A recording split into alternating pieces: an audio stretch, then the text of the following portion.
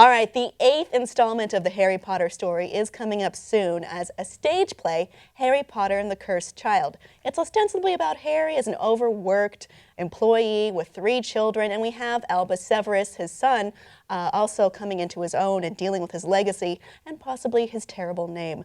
We do have a cast out for this so far. We have a cast that includes Jamie Parker as Harry Potter, Paul Thornley as Ron Weasley, and Noma Dumezweni, an Olivier Award-winning actress born in Swaziland who is playing Hermione. So this looks completely different from the movie adaptation that we've seen of them. And people have asked J.K. Rowling questions about this, to which she has brilliantly responded. Canon, brown eyes, frizzy hair, very clever, white skin never specified. Rowling loves black Hermione, kissy face emoji. So Rowling is the go-to guide on all things Potter, and what she says goes, even if it's something like no-mage for the American word for muggle. I don't like it, but that's what's up.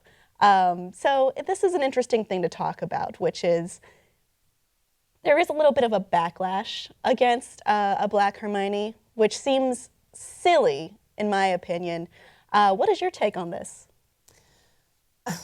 I feel like if J.K. Rowling says that it's fine, that it's fine. Mm-hmm. It's her thing that she wrote. But I also feel like as these properties get more and more popular and have a longer shelf life, that there's going to be different interpretations. I don't know what the original people who were watching Shakespeare thought. Yeah. But the beauty of Shakespeare is that you can take it, and drop it, any of his plays, into many different circumstances with many different people playing these characters, and that the writing stands up to and supports all of these different takes on it. And I think, why not with this? This is something that's really important for our time. It's an amazing, I think what she wrote is, I love it. It's one of my, favorite literary properties. And I think we're entitled to critique these things,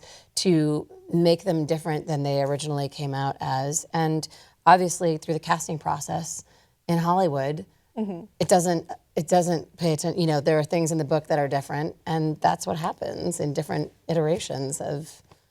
I mean, it happened already in this. I mean, we look at Matthew Lewis pointing out, he played Neville Longbottom. Neville's supposed to be blonde. He isn't blonde.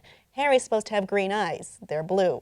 And Emma Watson's hair is awesome in every. And it is gorgeous and perfect. Every time. I was expecting when I read the books, she had used the serum every day of her life. Exactly. Like she got nice blowout and she was doing fine.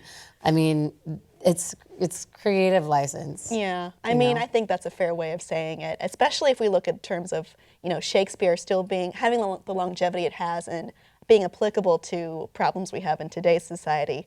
It's because it has what we cast upon it, or how we view it, subjectively.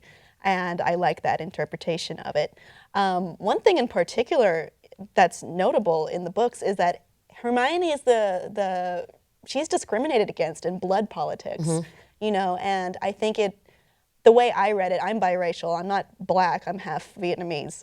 But the way I read it was a very racial way, in my own point of view. It's not necessarily how everyone would read it, but it's, I think, maybe a generation of young girls or anyone who can kind of see themselves in characters like Hermione and great characters like that. It's nice to feel a little bit represented, I would say, for the very least.